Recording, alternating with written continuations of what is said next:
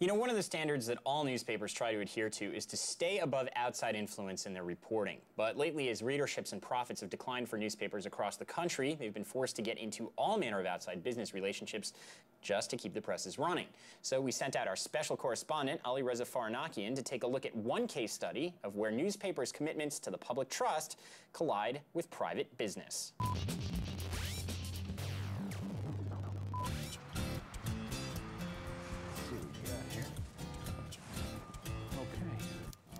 The Atlantic Yards development project might be the biggest New York story you've never heard.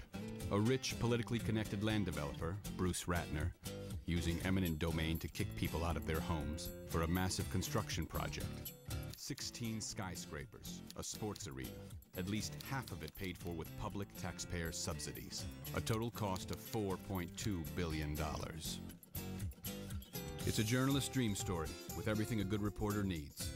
And yet, the city's three major daily papers, the Daily News, the New York Post, and the New York Times, are barely scratching the surface. There'll be about 4,000 housing units, about 2 million square feet of office space, a magnificent arena. To get the money and the land from the state, Bruce Ratner bought the New Jersey Nets and promised to move them to Brooklyn, where they will play in his new arena, designed by celebrity architect Frank Gehry. With its 30, 40, and 50-story high-rises, the Atlantic Yards project will create the densest population center in the country. Bruce Ratner spent 8 years in New York City government, and over the past 2 decades, he's been the city's leading developer of major public projects. His company is now one of the top lobbyists in the state of New York. So when Ratner bought the Atlantic rail yards for half price, and the government let him bypass the city's land use reviews, New York's 3 papers didn't adequately investigate how Ratner was benefiting from his political connections. And the editorial boards of the Post, the News, and the Times each came out in favor of the project.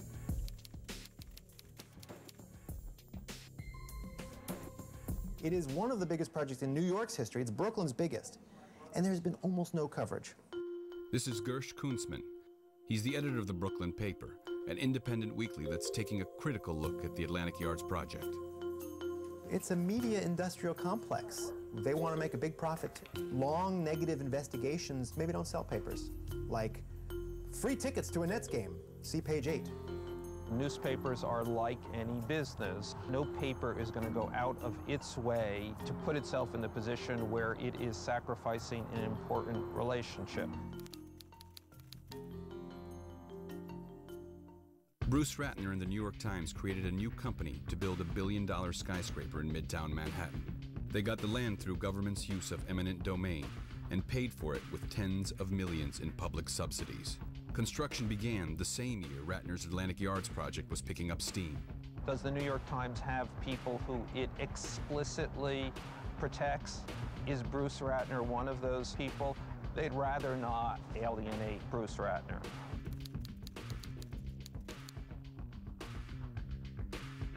Would they do a story and not push it all the way?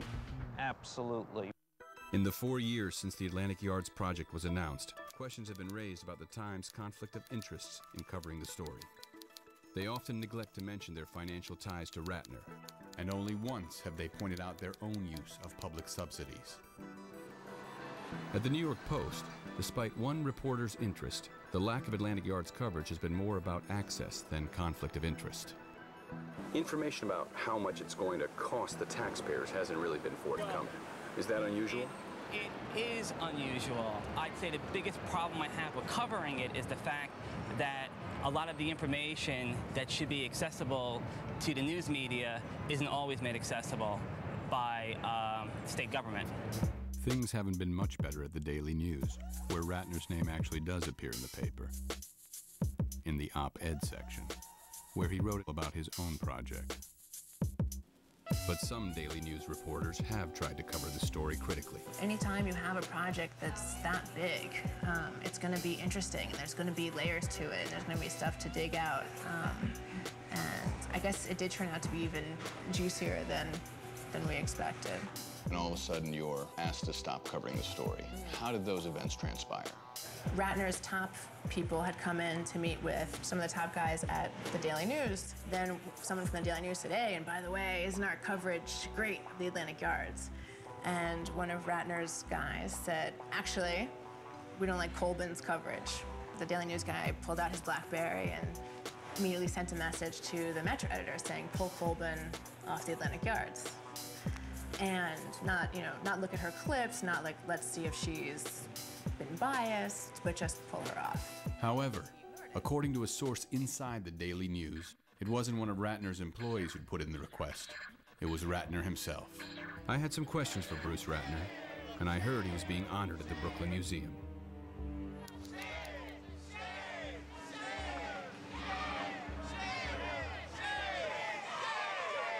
Museum property, so you're going to guys have to leave. Okay. You have to leave. Do you want me to call security?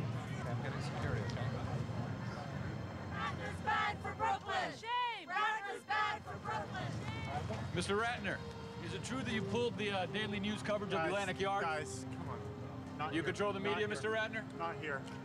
Guys, come on. Do we have security here at all? Clearly, I wasn't going to get any answers here, so I tried to reach the man who pulled Deborah off the story at Bruce Ratner's request. Editor-in-Chief of the Daily News, Martin Dunn.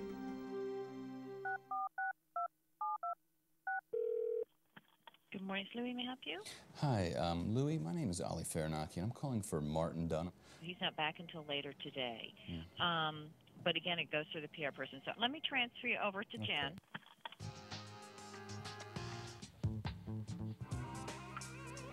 Hello, this is Jennifer. This is really not a PR issue. It has more to do with journalistic ethics. Mr. Dunn had a reporter pulled off the Atlantic Yard's coverage at Bruce Ratner's request. I'm assuming this is allegedly? No, it's been corroborated by 2 sources. We just want to give Mr. Dunn a chance. All right, thank you. All right, bye. After repeated calls, Jennifer never got back to me, so I went to see Martin Dunn in person. Mr. Dunn! Martin, I was wondering why you had a reporter pulled off the Atlantic Yard story at Bruce Ratner's request. Why did you pull the reporter off? I don't even know what you're talking about. Deborah Colbin. I don't even know who she is. She wasn't even a staff reporter. Do you normally pull reporters off at Bruce Ratner's request? I don't pull reporters off at Bruce Ratner's request, but I will say this. You obviously are not an editor, right? I run a newspaper. I can do what I like, and I can tell people to do what I want. That's what I do. I run a newspaper. I'm an editor. It's what I do. It's my living.